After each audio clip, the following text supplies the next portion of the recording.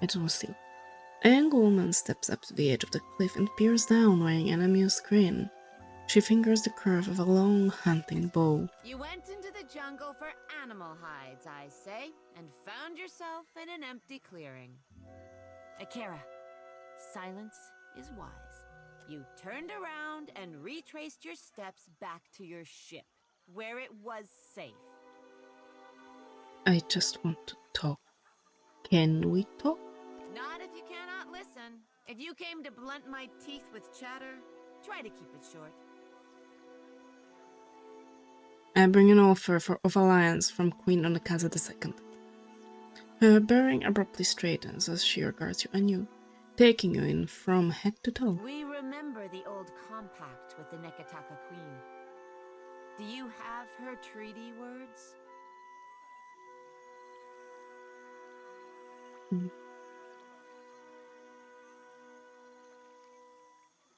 Over crumbling mountains, over blighted seas. Akira, the Queen must be desperate to send you.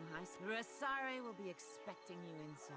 Thank you. Seeing as you've earned your way up from nuisance to guest, find me if you feel like trading.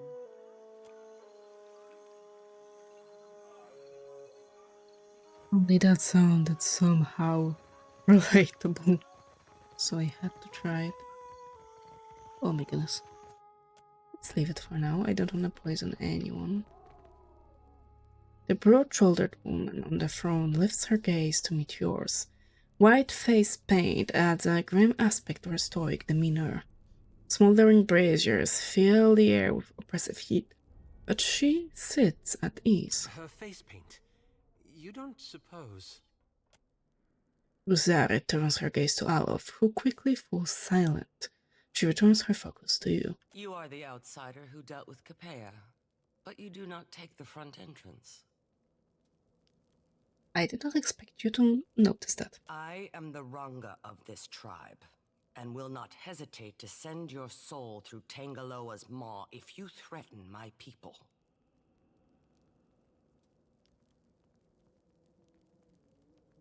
A pleasure to make your acquaintance, Ranga. You have the gift of our hospitality during this audience. Do not abuse it. But will our hospitality be returned? Sitting forward in her seat, she opens her fist to reveal a plump koiki fruit. She takes a deep and thoughtful bite. Mbeta softened his heart against outsiders. Akira, I will hear this one. The Queen sent you to remind us we are vassals. Is that all? She sets the koiki down on the armrest and opens her palm, inviting you to speak. Queen Onakaza II proposes an alliance with the Vahaki. Queen, I am thinking you are very free with this meaningless outsider word. Foreigners hold the islands upside down, shaking them to loosen their riches. Onakaza gives them comfort. Akira, these are not the actions of a queen.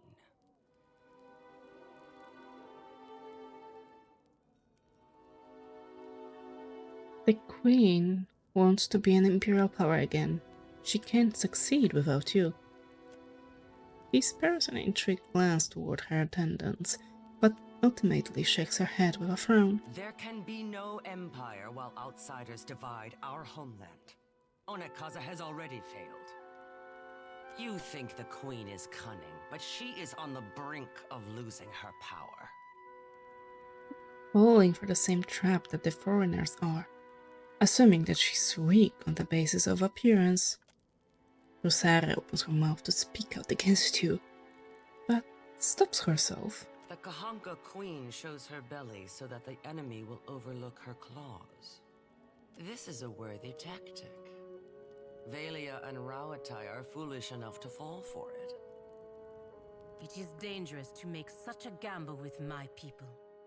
We are more accustomed to these games than you. Akira, you are as blind as your countrymen. Before I agree to Onakaza's terms, I must deal with a pest of my own. Not as large as the trading companies, but nearly as vicious. You are knowing that the purchase of foreign slaves is allowed in the Deadfire? Why only foreign slaves? Trading in Huana is a crime that even Onekaza could not ignore. To buy and sell kith is the work of monsters. These slavers hunt the waters around Oreo Kuiki. Like cowards, they shy away from the deeper jungle. They steal my people from their fishing boats and sell them like pigs at auction. Where is Onekaza to stop them? Someone must teach them the meaning of Wahaki vengeance, I say. You're talking about Crookspoor? I already dealt with them. Could this be true? You can ask the... Oh, how was he? Not beautiful. The handsome Elngrim. He knows what I'm talking about. The priest consults his bones. His brow rises and he nods to the queen. What say? If those parasites drew their final breaths, I would hear of it. Master Kua is dead. His business is finished. While Onekaza plays at diplomacy, we are the spear in the guts of our enemies. I have come to expect troubling news from outsiders. Today is no different, but at least you bring me a tale for my grandchildren. Nodding to herself, Rosario looks you up and down, waiting something unspoken. Tell Onekaza that the Wahaki accept her authority. If the time comes when she needs to show foreigners the breadth of her power, we will be there. The hospitality of the Wahaki is yours. Respect our ways, and cause no trouble. I'll try my best. So I definitely do not want to poison her.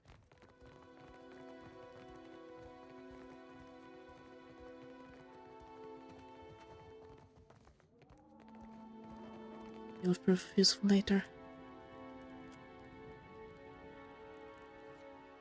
Oh, I can tell him to kill Tangara. Ooh. Come no closer, outsider. Of course. You reach into her soul, chasing that spark of recognition. You feel hundreds of births and deaths within her, forming and disappearing like bubbles and in boiling water. You sift past them all, focusing your overwhelmed senses on the memory of a strange foreign man. When at last you seize it, you find yourself in the very same throne room, but the condition of the place and the memory of your host suggest that it is many, many hundreds of years ago, if not more. You are seated on the dais. A man is brought before you, dressed in stifling black robes. He reminds you of a corpse dressed for a funeral. He reminds you of something else too, but one of your attendants leans in and interrupts the thought before you can follow it. She tells you that this is the man you asked to see, and that his people have been harassing yours. He calls himself Theos X Arcanon. Explain yourself, stranger. He gives you a smile that sets your teeth on edge. Your Excellency, I come to warn your people. Your presence among these ruins is an affront to the gods. You must remove yourself, lest you face the gods' wrath. Indeed, the man is an even greater fool than you had been told. The gods surely take their time. We have lived here 200 years, and they have yet to raise an objection. The timeline of the gods is not for mortals to understand. But even their patience shall wear thin, especially after this warning. You certainly feel your patience wearing thin. Who is he, this foreigner, to send your people from their holes and homes? And who is he to tell your people, the survivors, about the wrath of the gods? What ungrateful guest evicts its host? Our ancestors built these places centuries ago. We will not leave. For a moment, his unctuous facade melts away, and he blinks at you and your attendants. You get the impression that your response has surprised him. Your people cling tightly to their history. But where are these designs among your arts? Where is the carved Adra in your wooden huts? These places were not built by the Huana. but by an ancient people from a distant land. You knew he was a fool, but now you suspect he's a dangerous one. His words are a lie, but like the very best lies, they contain the shadow of truth. Everyone knows foreigners once lived among your people as guests, but they have not been seen in 200 years. What prickles the back of your neck is the question of how he might know this, and why he brings it to you. The murals in these places and the stories of our ancestors tell it differently. How would you, foreigner, know our history better than our own grandfathers? I have seen your murals, and I know that you will recognize this. He produces a helm with two horn-like protrusions and a mask attached. He is correct. You do recognize it. Your guards and attendants gasp. The man, Tails, smiles more broadly. It was my people who built these places, and now I come before you bearing their warning. At least that much is true. You turn to your guards. Seize him! Just as a look of surprise appears on Tails' face, the ancient Svaranga's memory skips ahead. You are looking at Tails once more. This time, however, he and a score of robed men and women are bound amidst a heap of peat and wood. This time, he is staring at you in disbelieving fury. You have gathered your people and told them that the foreigners before them are the same ones who came to the island centuries ago.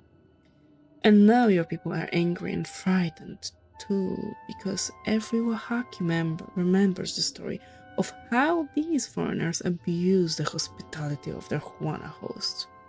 So great was their iniquity that the gods destroyed the great city of Ukaizo and many others besides. Watch now as I wipe their stain from among us. Your people cheer.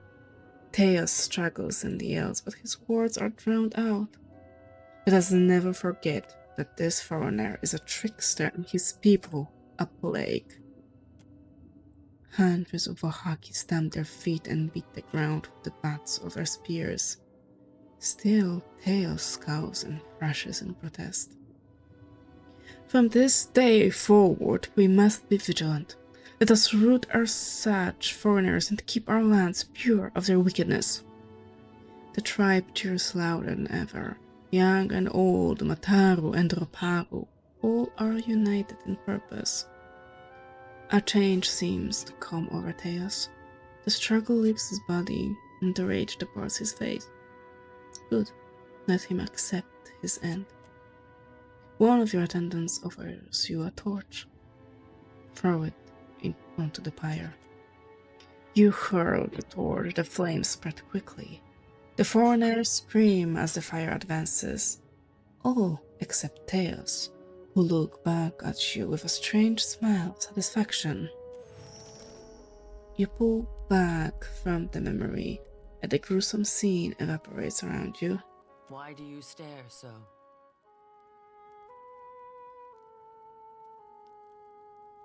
Do you recognize the name Tails, or the leaden key? I know only that they clang and clash like foreign names.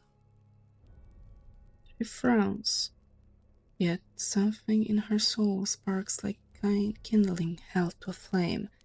There is an ancient presence there with its own memory. You reach into her soul, chasing that spark of recognition. You feel hundreds of births and deaths within her, forming and disappearing like bubbles in boiling water. When at last you seize it, you find yourself in the very same throne room, but the condition of the place and the memory of your host suggest that it is many, many hundreds of years ago, if not more. You are seated on the dais, a man is brought before you. And for that, okay.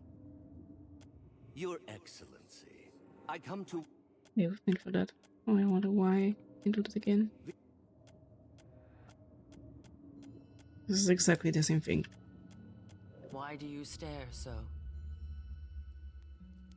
What's the significance of your face paint? The Wahaki show outsiders that we know their deceitful face. My ancestor knew this face well.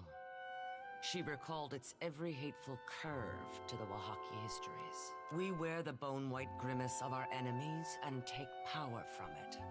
I came across a ravaged merchant ship not far from here. Akira, outsiders know better than to draw close to Wahaki lands.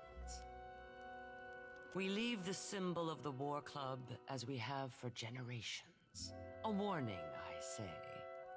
A reminder. That war club looks like a much older version of the leaden key insignia.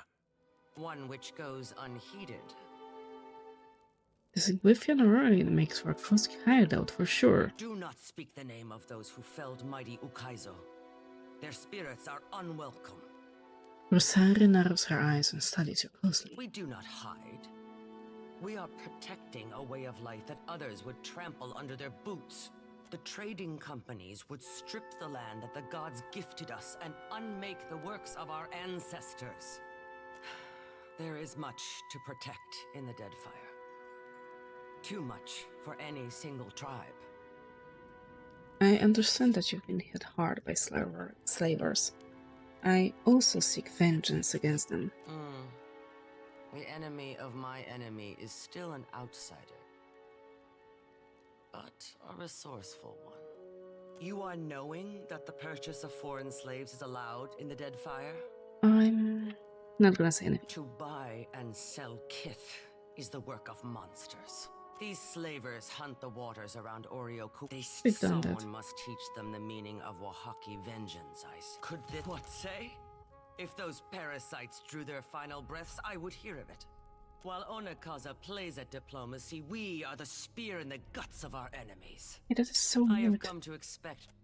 Tell Onakaza that the Wahaki accept her authority. If the time comes when she needs to show foreigners the breadth of her power, we will be there. This is what I mean. This game is a lot more chaotic than the first one. Right now I just got some new the painted masks.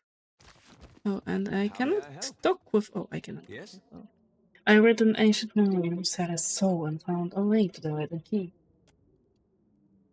You tell Elf about the past life you glimpsed in Rosara's soul, about her long ago meeting with Theos, his warning about the ruins, her decision to execute him, and her mandate to the Wahaki to defend their territory from outsiders.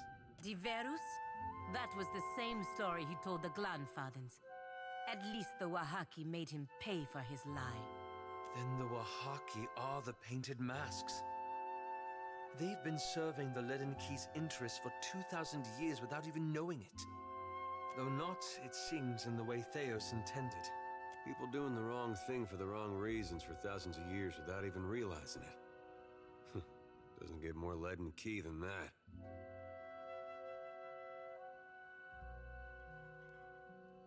What are you thinking of? Belief is a curious thing. Once, the Wahaki believed they were guarding themselves against the Ingwithians, Theos' people. Yet over time, they became hostile toward all outsiders. With all this changing the Deadfire, who knows what they will believe in another few hundred years? Or who they'll be. It's not just that the Wahaki misread Theos' original message. It fundamentally changed them. They went from being a large and well-connected tribe to a much smaller one defined by isolationism. And this has got you thinking again about the consequences of your intervention. You see all the ninnying I suffer from this lad? Right sure 'tis ratting all around in his noggin. I know. You know me too well. I've been chasing the leaden key, trying to undo the harm they've caused. But what if I'm only making matters worse? Might I be to blame? Have I made a grievous mistake in getting involved? Considering how poorly Theos understood the Wahaki, how much less do you understand the leaden key? Where to begin? So little that I expected to find a conclave of black-clad minions in the middle of the Deadfire. Good evening, wait.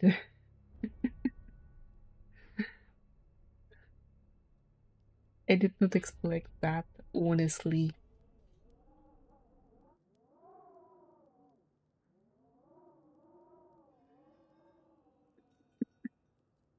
Oh, you meant woo!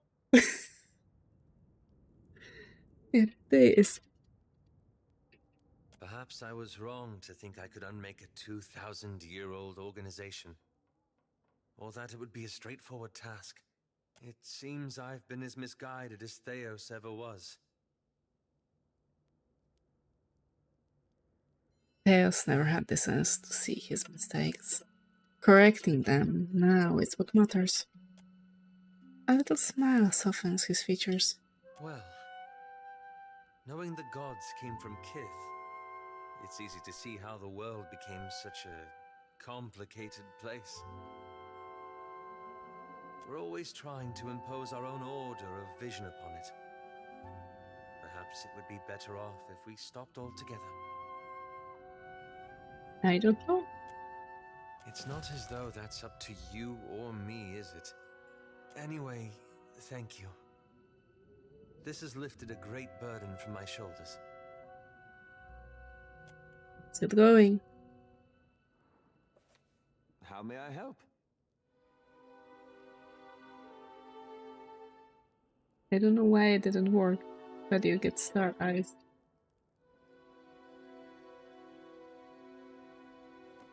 Yes? Okay, so we dealt with one of the...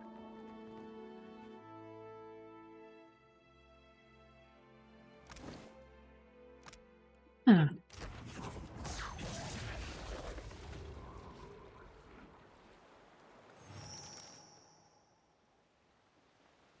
The Engoliero d'Espis poses in your grip, framing with power.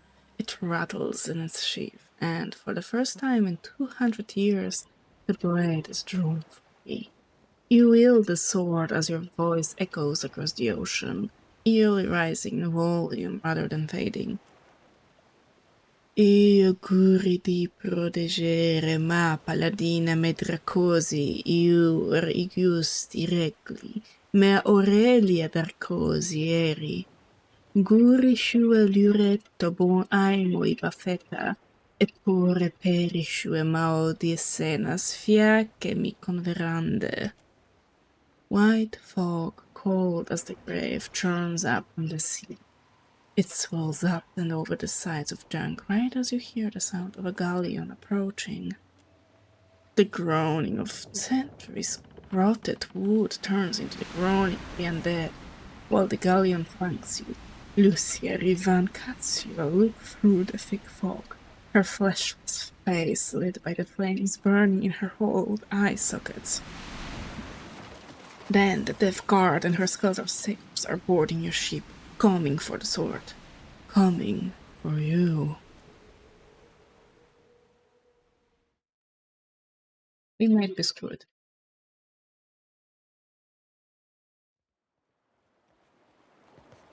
They don't seem to be attacking. That's a good sign. A group of rabid undead swarm for your ship, but then they abruptly halt, rippling as they part for the captain. With sure heavy striking strides, Rivan approaches. She stops short, fiery eyes peering into you, burning through you.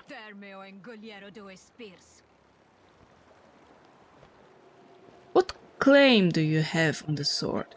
I stole the Engoliero from a tomb. Truly? I hope you pried it from the Berethian's fleshless dead hands. However, that does not negate that the sword belongs to me. I'm not giving up the sword. You will relinquish it to me, once I have vanquished your soul from your corpse. I've purged your kind from the Deerwood before. I can and will put you down, Death Guard. A few of the undead aboard the floating hangman recoiled in horror. Rivan turns to them, and in one swift motion eviscerates a vampire in two. Have any of you more to say about this matter? Any cowards wishing to leave my crew? There is but one way out, as you know. The crew falls still and mute as the dead. Silent, Rivan steps back, and the undead surge forward, shouting but cries as they clamber for the ship. Theodul, what are you doing there?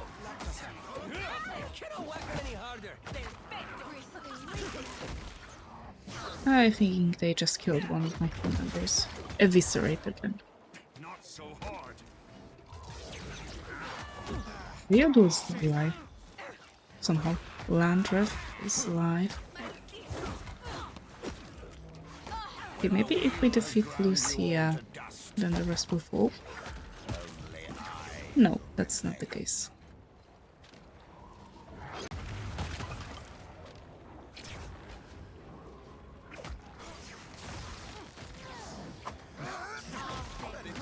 Perhaps it would have been a bigger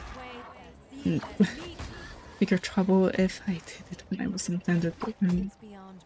Oh, not just realize how to use the sword. Who casts the Holy Storm?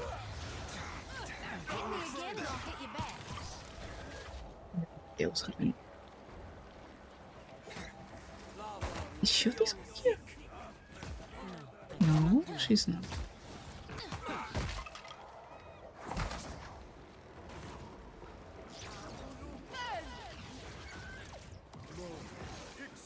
Yeah, I'm very sure he will turn on us.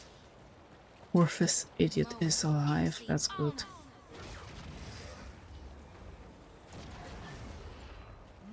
Are you with us? You are not with us.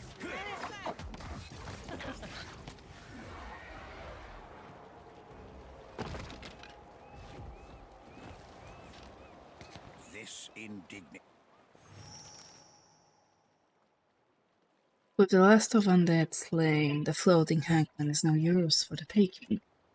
Standing at the helm of the floating hangman, you signal your boatswain to head out to sea. Wind rips through the tattered sails, rotting wood groans as the ship picks up speed.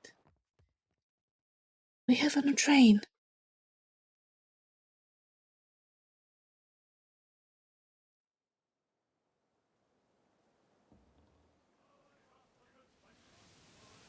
See my new I wanna see